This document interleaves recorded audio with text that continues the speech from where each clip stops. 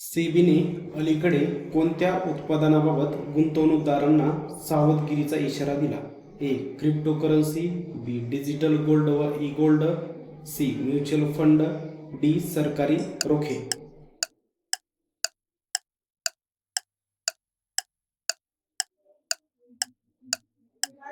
बरोबर उत्तर digital gold व ई गोल्ड.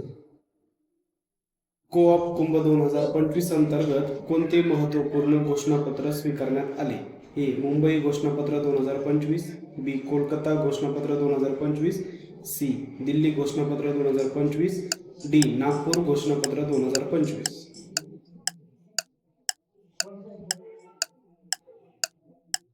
बरोबर उत्तर दिल्ली घोषणा 2025.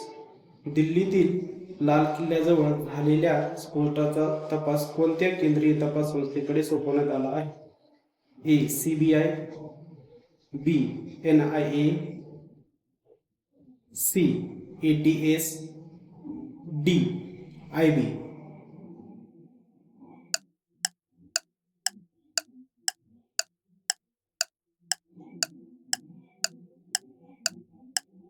बरोबर उत्तर NIA.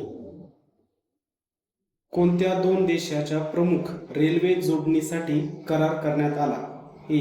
भारत आणि म्यानमार, बी. भारत आणि नेपाळ, सी. भारत आणि भूतान, डी. भारत आणि बांगलादेश.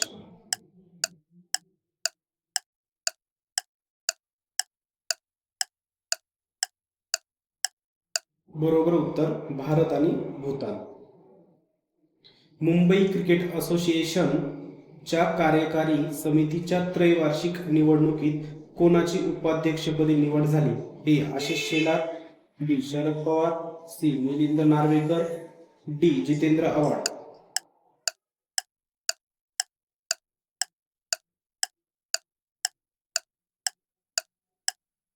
बरोबर उत्तर जितेंद्र आव्हाड.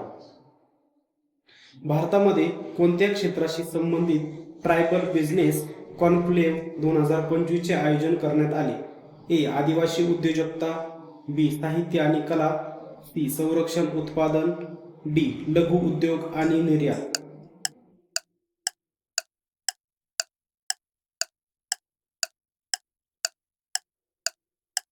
बरोबर उत्तर आदिवासी उद्योजकता. ज्या 5 प्रमुख आंतरराष्ट्रीय विमानतळांना बॉम्बने उडवण्याची धमकी मिळाली त्यामध्ये खालीलपैकी कोणत्या विमानतळाचा समावेश नव्हता? ए. दिल्ली, बी. वाराणसी, ती. चेन्नई, डी. मुंबई.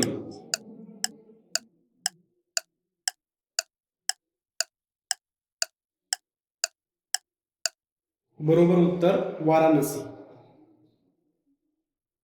COP30 हवामान शिखर परिषद 2025 कोणत्या देशात आयोजित केली जात आहे? A. Brazil, B. United Kingdom, C. चीन, डी. भारत.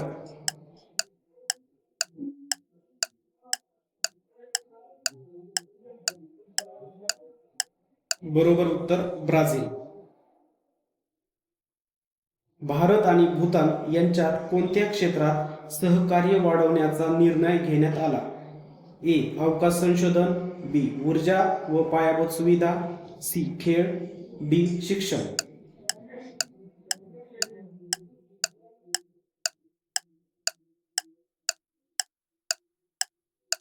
बरोबर उत्तर ऊर्जा व पायाभूत सुविधा. MEA ने पासपोर्ट सेवेसाठी कोणता नवा टेक्नॉलॉजी कार्यक्रम जाहीर केला? A. Passport 3.0, smart passport system, passport Seva program V2.0, e visa 2025.